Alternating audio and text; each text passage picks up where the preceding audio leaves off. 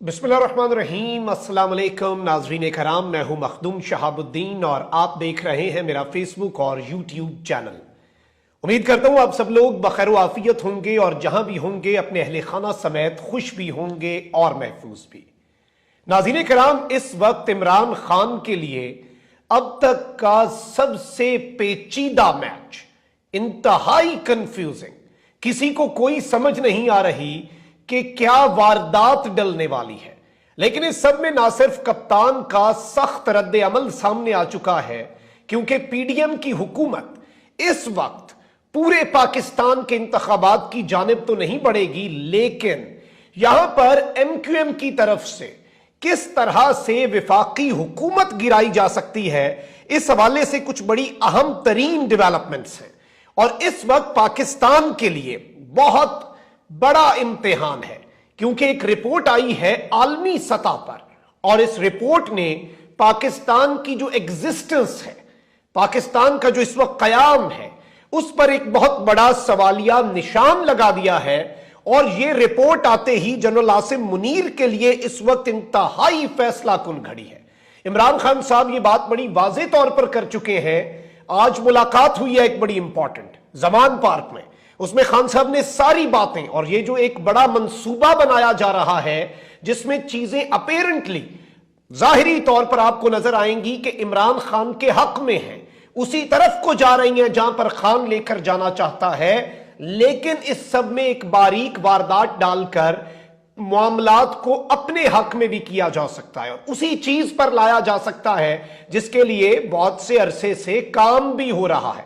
सबसे पहले इस वक्त आप 3-4 बड़ी डेवलपमेंट्स को अगर समझें तो आपको यह बात बड़ी वाज़ेह तौर पर नजर आ जाएगी कि किस तरह के मामलात हैं। पंजाब के अंदर अचानक सारा मामला क्लियर हुआ, पाकिस्तान तहरीक इंसाफ फतहयाब हुई।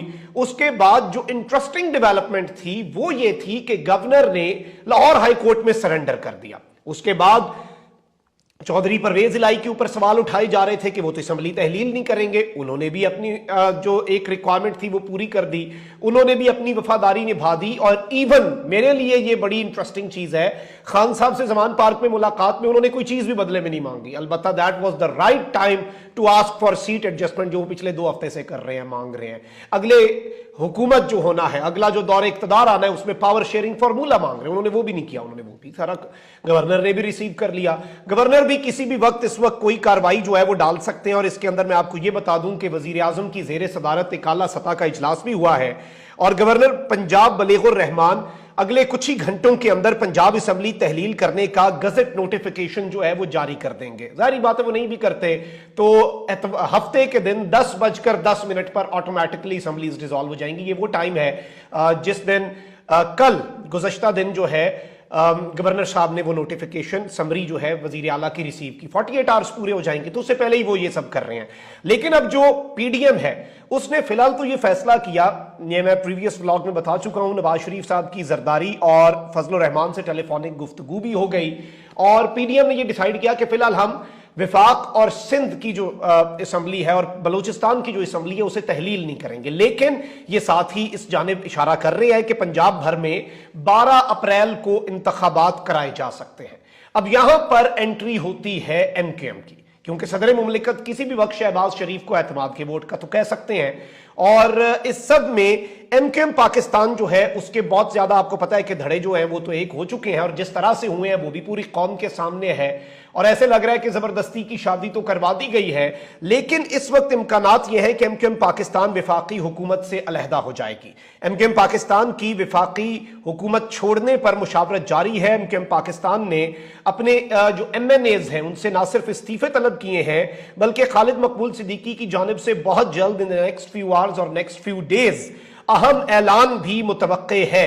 और एमक्यूएम का जो इजलास हुआ है उसकी अंदर की कहानी जो हमारे पास आई है वो ये है कि उसमें ज्यादातर शुरका ने विफाकी हुकूमत से अलग होने की राय दी और खालिद मकबूल सिद्दीकी बहुत जल्द, यानी ये कोई ज्यादा दूर की बात नहीं है, विफाकी हुकूमत से अलग होने का ऐलान कर सकते हैं। अब एक जानिब ये सब है तो वहीं दूसरी जानिब बहुत बड़ा फैसला कुन मरहला आ चुका है और ताकतवरों की जानिब से यह इशारा किया जा रहा है। अलबत्ता पीडीएम के जो जराए हैं, नून लीग के जो जराए हैं, जो इजलास हुआ है वजीर आजम साहब ने लाहौर में बुलाया है, उसमें यही चीजें बाहर आ रही हैं कि ठीक है जी, पंजाब में हम इलेक्शन करा देते हैं, उसके बाद जब केपी आएगा तो केपी में भी इलेक्शन करा देंगे, उससे ज्यादा तो पीटीआई कुछ नहीं कर सकती।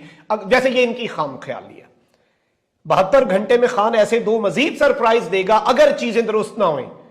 यह आखिरी कार्ड नहीं था पंजाब और केपी असम्बली डिसॉल्व करना, इससे ज्यादा मैं नहीं बता सकता फिलहाल, लेकिन इन द नेक्स्ट 72 आवर्स अगर चीजें दुरुस्त ना हुई, ये लाइन पर ना आए, तो कप्तान के पास और बहुत ज्यादा ऑप्शंस होंगे, आपकी सोच से ज्यादा। लेकिन अब यहां पर आलमी इक्तसादी इदारा जो है वर्ल्ड इकोनॉमिक फोरम, उसने 2025 तक पाकिस्तान को दरपेश 10 बड़े खतरात की निशानदही करके एक रिपोर्ट जारी की है। आलमी इक्तसादी इदारे वर्ल्ड इकोनॉमिक फोरम की ग्लोबल रिस्क रिपोर्ट के मुताबिक पाकिस्तान को डिफॉल्ट के खतरे का सामना है। अगले 2 साल तक पाकिस्तान को खुराक की कमी, साइबर सिक्योरिटी, महंगाई और मुआशी बहरान के खतरात दरपेश होंगे। पाकिस्तान को अदम इस्तेहकाम के साथ खुराक, कर्जों के बहरान का सामना, खित्ते के ममालिक के आबी वसाइल को इलाकाई तनाज़ात में बतौर हथियार भी इस्तेमाल कर सकते हैं। पाकिस्तान में सैलाब से तबाहियां, इजनास की कीमतों में इजाफा, तमाम तर चीजें और ग्लोबल रिस्क रिपोर्ट के मुताबिक पाकिस्तान इस वक्त डिफॉल्ट के रिस्क का सामना करने वाले ममालिक में शामिल हो चुका है फॉर द नेक्स्ट 2 ईयर्स। 2025 तक की यह रिपोर्ट है। अब इसे आप समझें। अब इस सब के अंदर कामरान खान साहब चूंकि बहुत वेल अवेयर साफी हैं, ना सिर्फ पाकिस्तान के इकोनॉमिक मामलात के ऊपर बल्कि ताकतवरों के हवाले से भी, उन्होंने भी एक बात कही है। अब ये सारी जो बातें मैं आपके सामने रख रहा हूं, ये उस पॉइंट की तरफ लेकर जा रहा हूं जो आज खान साहब ने अहम तरीन मुलाकात के अंदर बात कही है। सियासी मुआशी हिजान से कौम को निजात दिलाने का मौका आ गया। कामरान खान साहब कह रहे हैं 36 घंटों के दौरान बिजली की रफ्तार से बपा होने वाले वाकयात ने अनमोल मौका दिया है। अब सिर्फ पंजाब केपी नहीं बल्कि पूरे मुल्क में असम्बलीज तहलील हों। यहां तक तो बड़ी दिलचस्प बात है, बड़ी अच्छी बात है, यही खान साहब का मौकफ है। लेकिन इन्होंने कहा कि गैर जानिबदार टेक्नोक्रेट्स हुकूमतें कायम हों, जनरल आसिम मुनीर इस अमल की सरपरस्ती करें। इन्होंने मुतालबा किया है कि गैर जानिबदार टेक्नोक्रेट सेटअप। अब एजाजुल हक साहब obviously a very important person, और इन्होंने बड़ी कोशिशें भी की इमरान खान साहब की ताकतवरों के साथ सुलह करवाने की। तो एजाजुल हक साहब ने भी एक बात की है कि विफाकी हुकूमत भी इसी माह तहलील होने जा रही है और अप्रैल में ही इलेक्शन हो जाने हैं, यानी अब जो इलेक्शंस हैं वो अप्रैल से आगे नहीं जाते।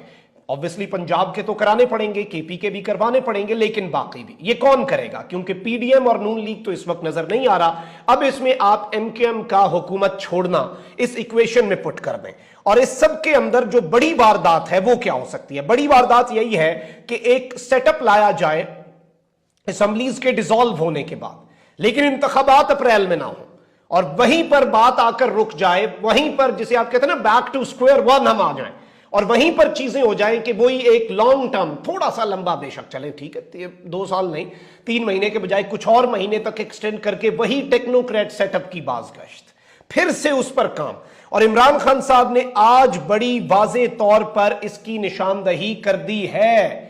खान साहब ने आज 3-4 बातें की हैं। एक तो इमरान खान साहब ने यह बात कही है कि मौजूदा एस्टैब्लिशमेंट इनका यानी कि पीडीएम का बोझ उठाने के लिए तैयार नहीं है, क्योंकि यह बोझ इस कदर शदीद हो चुका है और सबको अपनी अपनी पड़ गई है। पीडीएम का बोझ तो तब उठाएं जब अपनी ना पड़ी हो। इस वक्त सबको अपनी अपनी पड़ी हुई है, किसी को कोई समझ नहीं आ रही हमने क्या करना है, किधर को जाना है और किस तरह के मामलात करने। अवामी अदालत, अवाम तो जिद पे अड़ी हुई है। फिर इन्होंने मूनस के बारे में बात की कि मूनस इलाही ने बहुत अच्छा किरदार अदा किया, यकीन है कि काफ लीग आगे चलकर पीटीआई में शामिल भी हो सकती है। खान साहब ने यह बात तो की है, लेकिन इसके साथ जो 2 इंपॉर्टेंट चीजें हैं जिन्हें आपने हाईलाइट करके रखना है, एक तो खान साहब ने यह कहा कि पंजाब के बाद केपी असम्बली 150% नहीं, आप बस समझे हो गई तहलील। इसमें जो इंपॉर्टेंट चीज खान साहब ने कही है, जिसे अब आपने मैंने जो जितना पूरा सिनेरियो बना के आप तक लाया हूं, अब उसके साथ इसे मैच करें।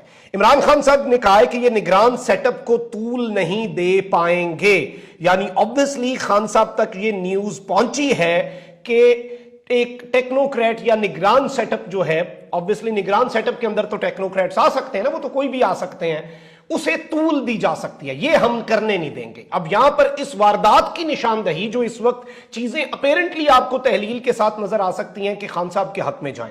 अब टेक्नोक्रेट्स, क्या निगरान हुकूमतें जिनको हंगामी हालात के पेश नजर, क्या आइन में इसकी गुंजाइश है भी? इसमें अदालतों की अहमियत बढ़ जाएगी, सुप्रीम कोर्ट ऑफ पाकिस्तान की अहमियत बढ़ जाएगी, क्योंकि आइन में इसकी कोई शिक नहीं है।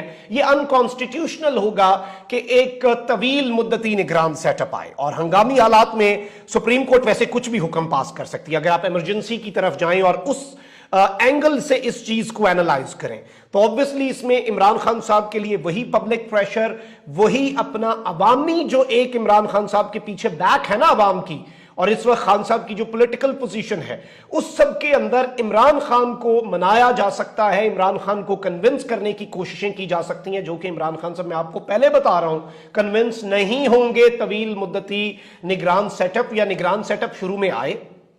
इंटरेस्टिंग वारदात तो यही होगी ना कि सारी असम्बलियां डिसॉल्व हो जाएं, तहलील हो जाए, हुकूमत विफाकी हुकूमत खुद नहीं जाती तो उसे तोड़ दिया जाए, वो घर चले जाएं, वो गड़े में गिर जाए, उसी गड़े में जिसमें खान साहब को गिराया तहरीक एतमाद हो जाए या कुछ भी हो जाए।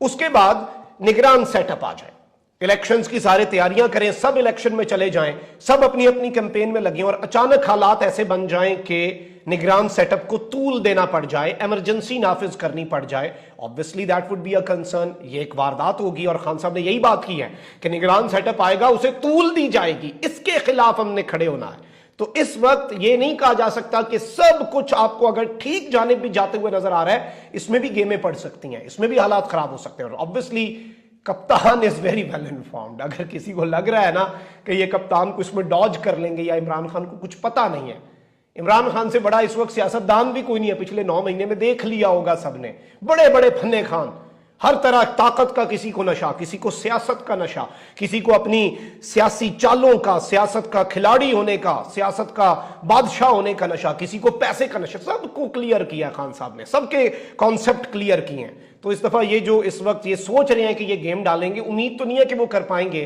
लेकिन ये गेम इस वक्त इसका यही मतलब है खान साहब की निशानदेही के बाद कि ये डिस्कस हो रही है। अपना बहुत ख्याल रखें। अल्लाह निगहबान। पाकिस्तान जिंदाबाद।